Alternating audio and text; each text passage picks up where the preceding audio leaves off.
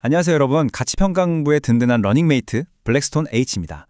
자, 오늘 다룰 해설 강의 주제는 바로 주식 위험 측정 대안 모형입니다. 우리가 그동안 주식의 위험을 잴 때 CAPM 같은 꽤 기본적인 도구들을 써왔잖아요. 그런데 사실 현실 금융시장은 교과서처럼 그렇게 예쁘고 깔끔하게 굴러가지 않거든요. 그래서 오늘은 여러분의 가치평가 툴킷을 한 단계, 아니 완벽하게 업그레이드하기 위해 조금 더 깊은 곳으로 들어가 보려고 합니다. 다들 준비되셨죠? 바로 시작하겠습니다. 오늘 우리가 함께 살펴볼 마스터 클래스 로드맵입니다. 첫째, 왜 대안 모형이 필요한가? 둘째, 패테일과 멱함수 법칙. 셋째, 비대칭성과 점프 현상. 넷째, 파마 프렌치 프록시 모형. 다섯째, 회계 기반 비가경 모형. 그리고 마지막으로 대안 모형 비교 정리까지 쭉 훑어볼게요. 첫 번째 섹션입니다. 왜 대안 모형인가? 표준 툴킷의 치명적 결함입니다. 자, 여러분께 아주 단도직입적인 질문 하나 던져볼게요. 정규 분포가 주식시장을 완벽하게 설명할 수 있을까요? 마코이치의 평균 분산 체계를 바탕으로 한 CAPM이나 APM 같은 전통적인 모형들, 이거 사실 시장이 아주 단정하고 질서정연한 정규 분포를 따른다고 철석같이 가정하고 있거든요. 근데 생각해보세요. 우리가 매일 겪는 실제 주식시장이 그렇게 얌전하던가요? 절대 아니죠. 시장이 질서정연하다는 그 가정 자체, 바로 그게 우리가 지금부터 파헤쳐야 할 가장 핵심적인 문제이자 수많은 금융경제학자들이 지적하는 기존 모형의 치명적인 결함입니다. 두 번째 섹션으로 넘어갈게요. 패테일과 멱함수 법칙, 망델브로의 야생적 현실입니다. 이 얌전하디 얌전한 정규 분포에 아주 정면으로 도전장을 내민 선구적인 수학자가 있습니다. 바로 분우와 망델브로인데요. 두 가지 분포를 한번 비교해 볼게요. 정규 분포는 온순하고 단정한 무작위성, 그러니까 어느 정도 예측이 가능한 예쁜 데이터를 기대해요. 반면에 멱함수 분포는 거칠고 변덕스러운, 말 그대로 거친 무작위성을 있는 그대로 포용합니다. 실제 주식이나 원자재 가격 움직임 보면 한동안 찔끔찔끔 움직이다가 어느 날 갑자기 미친 듯이 폭등하거나 폭락하잖아요. 바로 이 거친 멱함수 분포가 실제 주가 흐름에 정말 훨씬 더 찰떡같이 맞아떨어진다는 얘기죠. 740, 이 엄청난 숫자가 뭘 의미하는지 감이 오시나요? 정규 분포 확률로 계산해보면 이렇습니다. 연수익률 평균이 10%고 표준 편차가 15%일 때 무려 55%라는 엄청난 수익률을 낼 확률은 740년에 딱 한 번 나와야 정상이에요. 네, 740년이요. 하지만 현실에서는 이런 엄청난 급등락이 훨씬 더 자주 일어나죠. 한마디로 정규 분포로는 이 현실에서 툭하면 튀어나오는 잦은 꼬리표, 즉 패테일 현상을 절대 설명할 수 없다는 아주 충격적인 증거입니다. 여기서 진짜 흥미로운 게 망델브로의 프랙탈 기하학 개념이에요. 해안선이 얼마나 구불구불한지를 예로 들었는데요.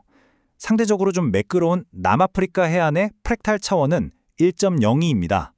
반면에 아주 삐죽삐죽하고 복잡한 영국 해안은 1.25죠.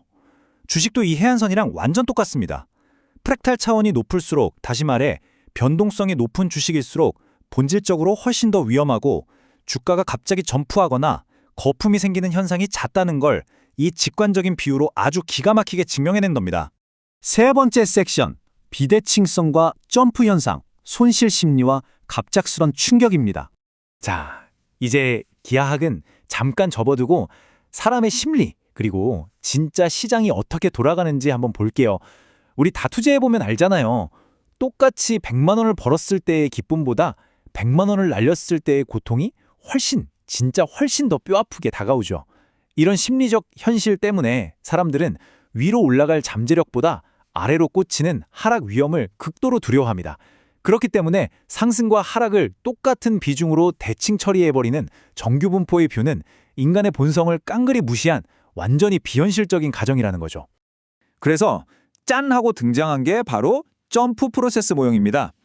주가가 무슨 강물을 흐르듯이 스무스하게 연속적으로 움직이는 게 아니라 푸아송 분포를 따라서 불규칙하게 훅 점프한다는 걸 쿨하게 인정하는 모형이죠. 시장이 갑자기 붕괴하거나 급등하는 걸 포착하는 데는 이론적으로 아주 훌륭합니다. 근데 치명적인 단점이 하나 있어요. 미래의 이 점프가 대체 얼마나 자주 그리고 얼마나 크게 일어날지 그 수치를 정확히 예측해내는 게 현실적으로 너무나도 어렵다는 겁니다. 네 번째 섹션입니다. 파마 프렌치 프록시 모형, 데이터 기반의 반란입니다. 이제 실무에서 당장 써먹기 좋은 강력한 툴킷으로 한번 넘어가 볼까요?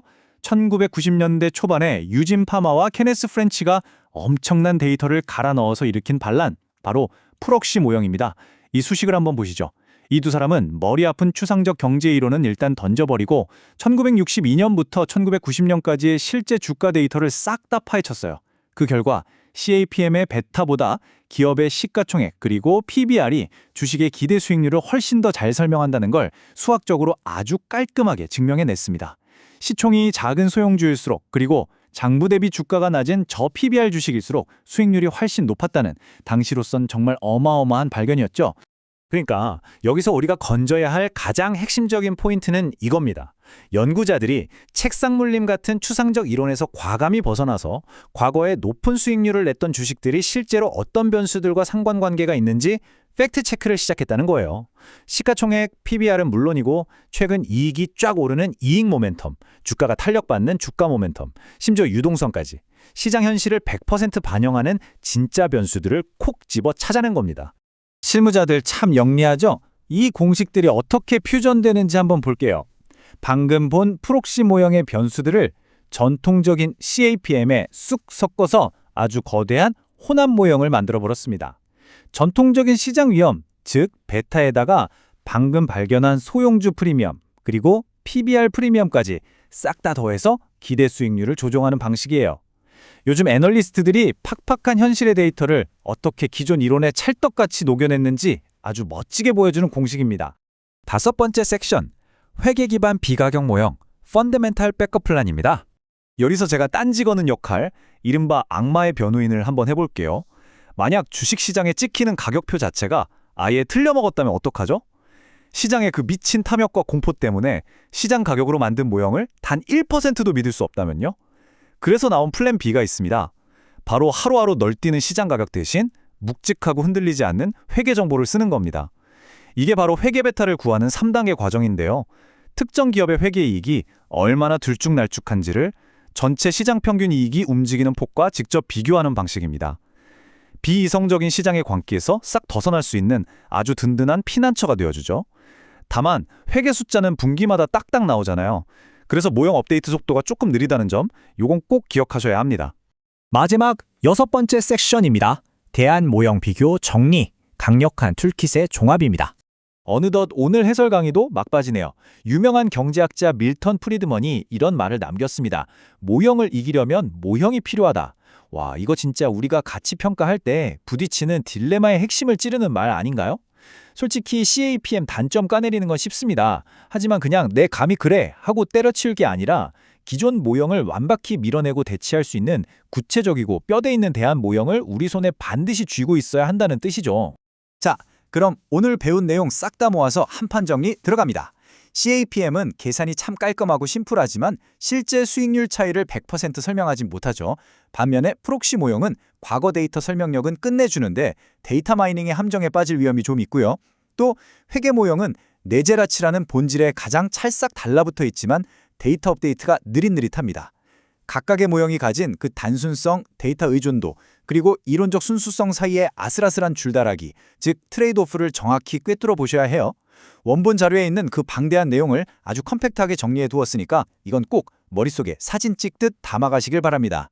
겉보기에 아무리 완벽해 보이는 모형도 파보면 다 자기만의 한계가 있습니다. 우리는 오늘 페테일의 그 거칠고 날 것 같은 무작위성을 넘어서 데이터를 갈아 넣은 파마 프렌치 프록시 모형, 그리고 펀더멘털 꽉 잡은 회계 기반 모형까지 여러분만의 아주 예리한 탐정 툴킷을 제대로 갖추셨어요. 자, 마지막으로 여러분께 숙제 같은 질문 하나 던지겠습니다. 여러분이 지금 당장 책상에 앉아 분석하고 있는 그 타겟 기업에는 과연 이 중 어떤 모형을 들이대는 게 가장 합리적일까요? 이 묵직한 질문에 대한 답, 오늘 치열하게 한번 고민해 보시기 바랍니다. 지금까지 여러분의 가치평가 러닝메이트 블랙스톤 H였습니다. 다음에 또 만나요.